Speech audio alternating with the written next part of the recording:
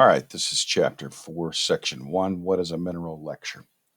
Okay, so make sure we're looking at this. So over here, new vocabulary, review vocabulary, essential questions. All right, we will have a vocab quiz. So what is a mineral? A mineral is a naturally occurring inorganic solid with a specific chemical composition and a definite crystalline structure. Remember, all matter. Okay, so remember that all matter. Let me turn this on here.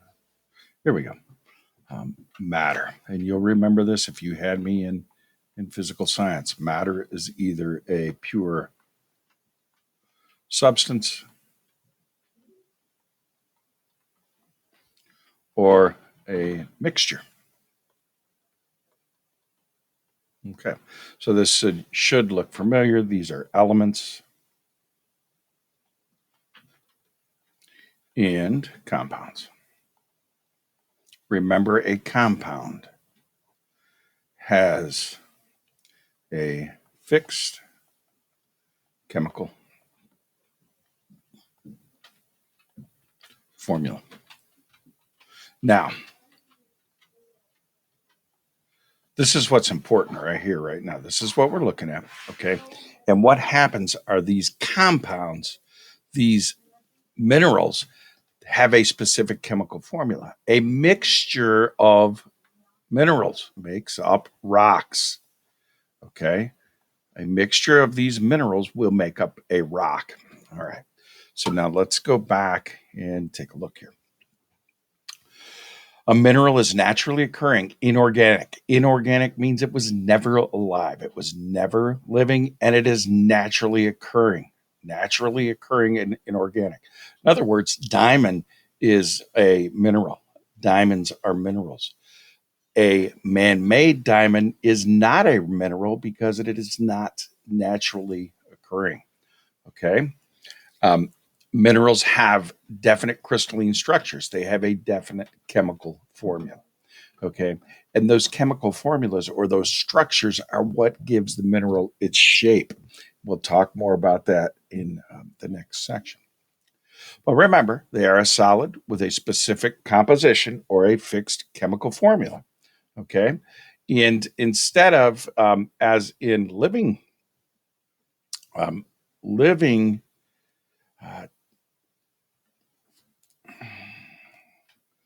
living molecules where carbon, if you've had chemistry, you'll know carbon can form unique chains.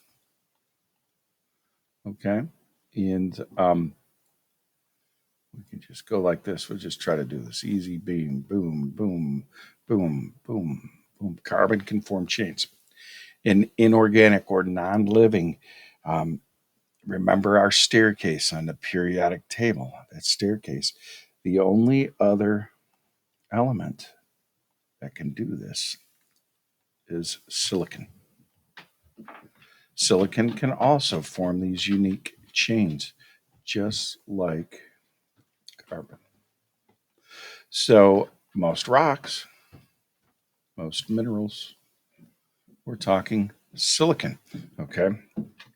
And I should put these on there to make it look a little better. And we can do this with silicon also, okay? All right. So just as carbon can form chains, so can silicon, all right? And right here, silicon oxide. Silicon oxide is one of the main ingredients, all right? And here we go. Variations in composition, the different combinations of the elements. You can look right here. Quartz is SiO2, silicon oxide. Feldspar, also, there's our silicon and oxygen. It has a silicon chain in there. Here's another silicon chain. This is potassium feldspar. This is feldspar. Okay. So we have different types of properties. Remember properties like I spy properties, chemical properties. Will it burn? Will it combust? Okay, we're talking about physical properties here, physical properties. So these variations and combinations of silicon give us these rock forming minerals, different types of minerals. And again, we'll talk about that more. These minerals form from magma. Okay. The longer they have to cool, the longer they cool, the more um, the larger the crystals will be. The longer they have to form, the larger the crystals. The longer they cool, right here, it cools quickly. The atoms do not have time to arrange themselves into large crystals. So when it cools, the longer period of time it has to cool, the larger the crystals will be. Okay.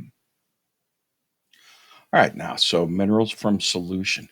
When a solution gets saturated and can't take any more minerals, when we add more minerals or when nature adds more minerals, we end up getting a supersaturated solution where minerals start to crystallize out or they start to form. For example, if you go into the ocean, and it's talking about that in this, you go into the ocean, when you get out and the water dries off you, you have like that white powder from the saturated minerals that are in the water. Okay, so identifying minerals, and there are several ways we can identify minerals. One is by the luster. The way that a mineral reflects light from its surface is called a luster.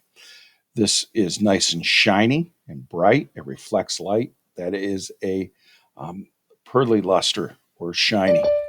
There is also dull, and here's talc and kelenite, and you can tell the difference: high luster and a low luster.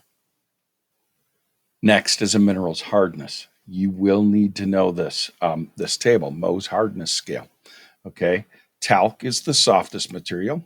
Gypsum is next, or the softest mineral. Then gypsum, calcite, fluorite, apatite, feldspar, quartz, topaz, corundum, and then of course diamond is the hardest substance. Okay, um, we can look at this, and there's an acronym that goes with it: tall, T, talc, tall girls or guys, tall girls or guys can flirt, and four quaint things can do. That's the way to remember Mohs hardness scale. Tall girls or guys can flirt, and four quaint things can do. Talc, gypsum, calcite, fluorite, apatite, feldspar, quartz, topaz, corundum, and diamond. All right, cleavage and fracture. If a mineral cleaves, that means it has flat sides. And you can see on these here, there are flat sides. This has cleavage. And usually, when we talk about cleavage, we talk about the angle of the cleavage. Right here is a perfect example of an angle. That is a 90-degree angle. So, halite has a cleavage of 90 degrees. Quartz is going to have a different cleavage. All right. It's not a perfect 90-degree angle. If a mineral does not show cleavage, it shows fracture. And you can see here flint has no straight um, or angles, no nice cleavage or angles. It's just shattered or fractured looking. So cleavage and fracture. Cleavage means you're going to have some nice straight angles. Fracture just means it's no angles at all. Okay, so now we're going to look at streak. And what streak is, you're going to take you would take a white, unglazed piece of porcelain, and then you rub the rock across it to get its streak, the color of the streak. Okay. Um, each mineral has its own color. Each mineral will streak a different color. All right. Some of the colors are close, but they are not what you would expect. Some red rocks like this actually streak green, or some silver rocks or really white rocks will streak red. That's the way it is. You cannot, and down here it talks about color. You cannot look at a rock's color and judge what it is. Like these right here, you cannot look at the color and know what it is. You have to use the streak because, again, you'll get a rock. One perfect example is hematite. Hematite is gray. as gray as it can be. But when you streak it, it is red. It's red. And you can see a piece right here um, that is gray, but yet it looks like it's streaking in a reddish green color there. You have to go by the streak, not the color. You can go by the color of the streak, but not the color of the rock. All right. Then there are different types of properties. There is texture, and texture describes how a mineral feels to touch.